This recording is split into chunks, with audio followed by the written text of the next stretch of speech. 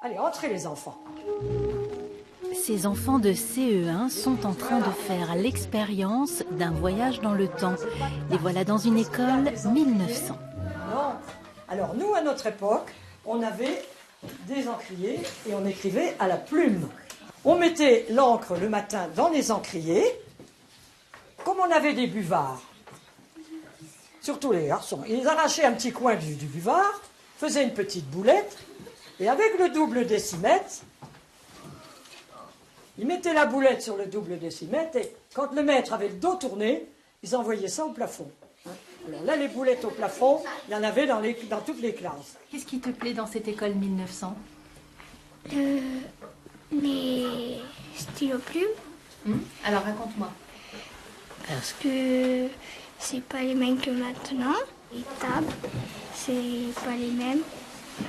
Et aussi le bureau de la maîtresse, c'est pas le même. Bernard et Claudine sont deux passionnés et à leur façon, ils préservent un patrimoine riche d'objets plus insolites les uns que les autres. La cloche de pompier quand il y avait le feu, ça allait comme ça. C'est quoi? Qu'est-ce que vous dites?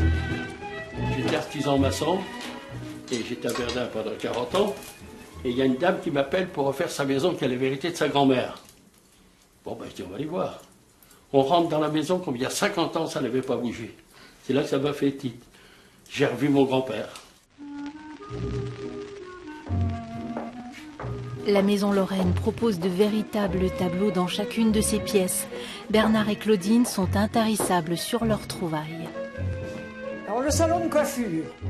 Alors quand les dames voulaient un indéfrisable, tous les bigoudis étaient reliés à un fil électrique sur des cheveux mouillés.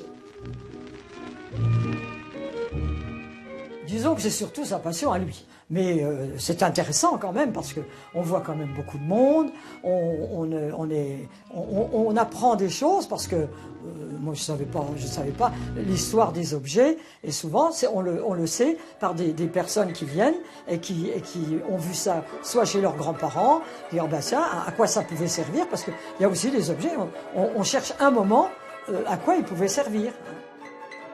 3, 4.